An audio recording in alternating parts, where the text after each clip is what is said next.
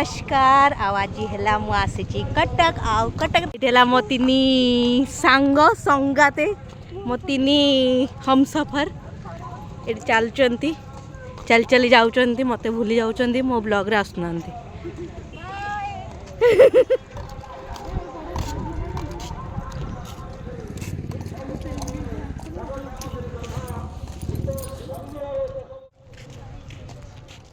एबे आम मैंने पहुँची गलु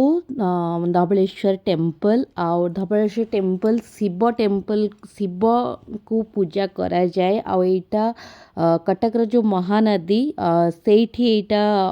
माने अच्छी आउ एठिकार जो स्टोरी मु आपण माने जानि ना तो मु आपण मानकु कहि रखुची कि आज की बहुत वर्ष पूर्व गोटे चोर गाँ रे पशिकी गोटे कला कलर रो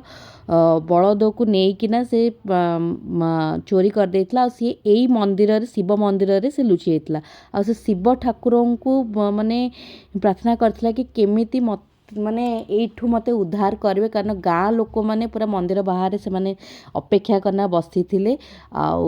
तो चोर जेहेतु प्रार्थना करू तो ता संगे संग चोर को बंचेबा शिव ठाकुर निजे सन्यासी रूप में आसिकी गाँ लोक को कहते कि कौन है तो गाँ लोक मैंने कहते कि नाई एमती गोटे चोर आसिकिना से आम कला बलद को लेकिना भितर लुचिची तो शिव ठाकुर जो सन्यासी रूप आसते सी ये कला बलदटा को धला बलद माने चेंज कर देते आउ चोर भी ये मुकुड़ी जाते तो से दिन ठारू ये तो मान्यता अच्छी ए शिव टेम्पल रे आउ ये